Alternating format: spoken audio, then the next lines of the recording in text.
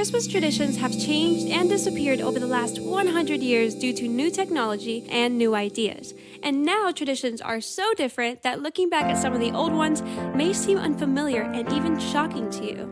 So here are 5 Christmas traditions from the 1950s that we no longer do. Number 1. The aluminum Christmas tree. The aluminum tree, named the Silver Pine, sold in 1955 by Modern Coatings Incorporated of Chicago.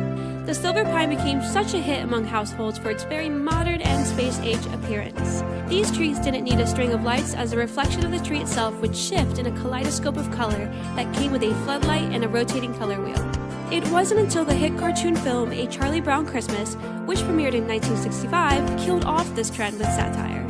We need a Christmas tree. Hey, perhaps a tree. A great, big, shiny aluminum Christmas tree. Number 2. Bubble lights. Before the small fairy lights that we have today, the 1950s had bubble lights, sold by a company named Noma, which were sealed glass tubes with a colored bubbling liquid inside that lit up in different colors like blue, yellow, red, and green. Number 3.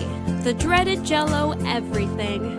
Through the holidays, especially Christmas, mixing food into Jell-O was very popular. Jell-O cakes, Jell-O meat pies, Jell-O salad, Jell-O shrimp. Pretty much any food you can think of was suspended inside of Jell-O. Horrifying, I know. In the early 1950s, refrigerators were still quite expensive and gelatin needs refrigeration in order to set.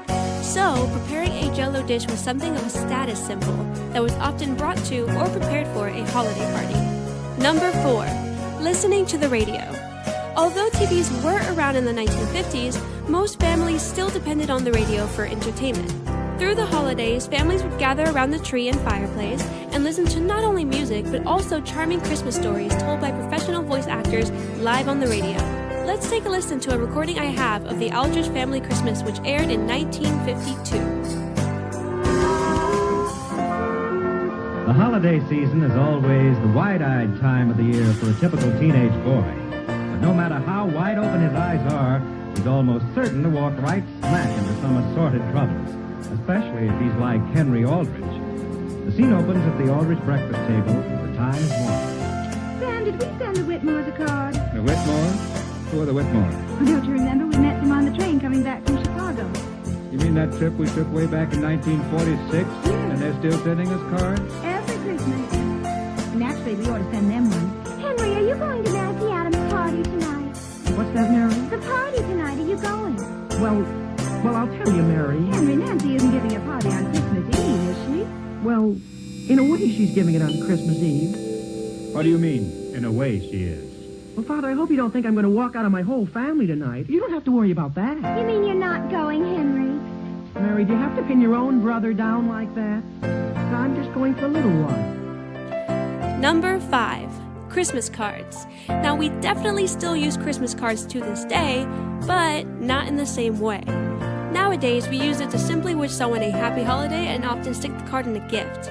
In the 1950s, people would fill the card with details about themselves, updating them on new things in their life, and then they would finalize the card with a follow-up question for the other person before they would send the card through the mail. Then the person who receives it would reply with a Christmas card included with details about what's new in their life, kind of like the old school version of emailing.